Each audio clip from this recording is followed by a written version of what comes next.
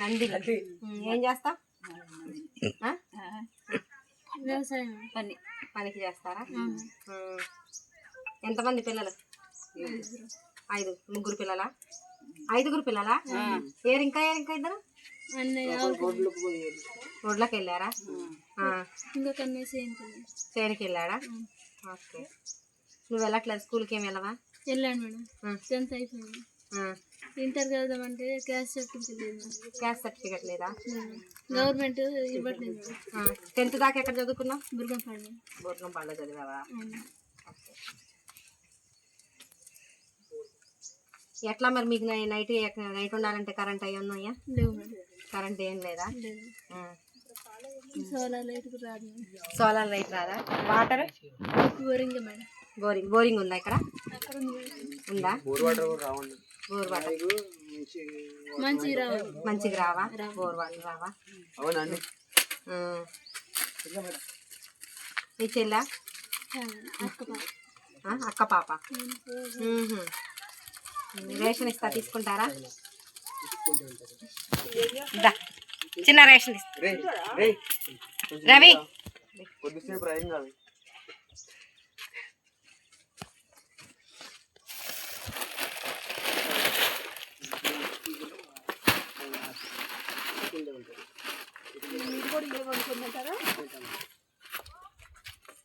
ఈ వీడియో తీస్తావా?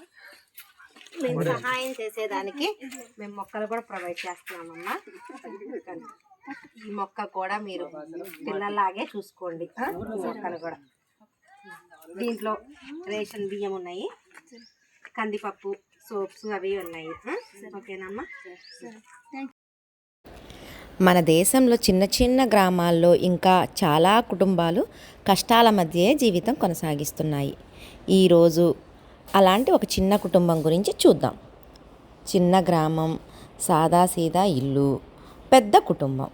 రోజూ కష్టపడి పనిచేస్తూ వచ్చిన కొద్దిపాటి సంపాదనతో అమ్మ నాన్న ఇంటిని నడిపిస్తున్నారు. మనకి ఇందాక ఆ వీడియోలో చూపించినట్లుగా ఆ కుటుంబంలో 5గురు పిల్లలు. వాళ్ళందరూ బాగా చదివి మంచి జీవితం గడపాలని అమ్మా నాన్నల ఆశ. ఆ పిల్లల్లో ఒక అమ్మాయి ఉంది చూసారా? ఆ అమ్మాయికి చదువు మీద చాలా ఇష్టం ఉందంట. కాకపోతే తన ఆర్థిక పరిస్థితుల వల్ల ఆమె చదువుని 10వ తరగతి వరకే చదివి ఆపేసింది. అయినా కూడా చదువు ఆగిపోయినా కూడా ఆమె కలలు మాత్రం ఆగలేదు. ఎప్పుడో ఒకరోజు తన జీవితంలో మార్పు రావాలని ఆ అమ్మాయి మనసులో ఇంకా ఇంకా ఇంకా కూడా అన్నది. మేము వెళ్ళినప్పుడు అదే ఆశతో ఉన్నానండి, ఏదో ఒక రోజు నేను కూడా చదువుకుంటాను అని ఆ అమ్మాయి కాన్ఫిడెన్స్గా చెప్పింది. మన సమాజంలో కూడా ఇంకా ఇలాంటి కథలు ఇంకా చాలా ఉంటాయండి. వీళ్ళు వాటర్ రావట్లేదు అన్నారు చూసారా? ఆ వాటర్ వాళ్ళు ఎట్లా తెచ్చుకుంటున్నారు, ఎక్కడి నుంచి తెచ్చుకుంటున్నారు, వాళ్ళు తెచ్చుకునే ఆ క్యాన్స్ అవి కూడా మేము మా ముందు లాంగ్ వీడియోలో పోస్ట్ చేశామండి. ఇలాంటి వాళ్ళ కష్టాలు, ఇలాంటి వాళ్ళ వ్యవహారాలు అవన్నీ చూస్తే వాళ్ళ ముందు మనం పడే కష్టాలు అవి కష్టాలే కావు. అయినా ఉన్న దానిలో కూడా వాళ్ళు మంచిగానే సర్దుకుంటూ ఆనందమైన జీవితాన్ని గడుపుతున్నారు.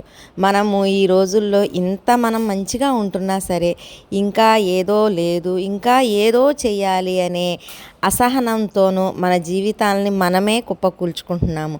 ప్రయత్నం అనేది చేస్తే ఏదో ఒకటి సాధిస్తాం. ముందు అనేది ప్రయత్నం అనేది మన మనసులో నుంచి రావాలి. మన మన మన కష్టపడే తత్వంలో ఉండాలి. ఏదో ఎవరో వచ్చి చేస్తారు, ఏదో చేస్తారు అనేది పిచ్చి మాట. మన మనసులో కష్టపడే తత్వం రావాలి, మనం ఎదుగుతాము అనే తత్వం ఉండాలి మన దగ్గర. అలాంటప్పుడు ఎలాంటి కష్టాన్నైనా సరే మనం జయిస్తాము. ఈరోజు పిల్లలకి మనం ఇలాంటి విషయాలను మాత్రమే తెలియచెప్పాలి. వాళ్ళు ఏదో ఫ్రస్ట్రేషన్తో ఫీల్ అయిపోయి చదువులో రాణించలేకపోతున్నాము, ఏం జరుగుతుందో ఏంటో అని చెప్పి చాలా ఫీల్ అయిపోతున్నారు. కాకపోతే ప్రతి ఒక్క పిల్లల్లో ఏదో ఒక టాలెంట్ అనేది వాళ్ళ పిల్లల్లో ఉంటుంది. అది మనం తల్లులుగా ఉండి మనమే గ్రహించాలి.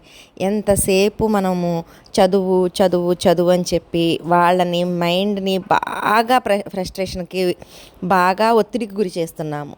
చదువుకోకపోయినా చదువుకు ఆ ఫీల్డ్లో మనం వెళ్ళాలి అంటే బోలెడు రకాలు ఉన్నాయి, బోలెడు ఉన్నాయి మనకు అవకాశాలు. ఇదివరకు రోజుల్లా కాదు. ఈ రోజైతే చాలా డెవలప్మెంట్ అయిన తర్వాత ఏదో రకంగా అయితే మనం బ్రతికేయచ్చు.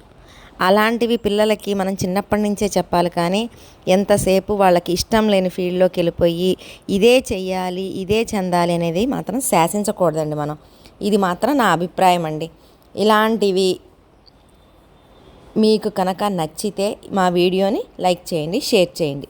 మా ఛానల్కి మీ సపోర్ట్ ఇవ్వండి.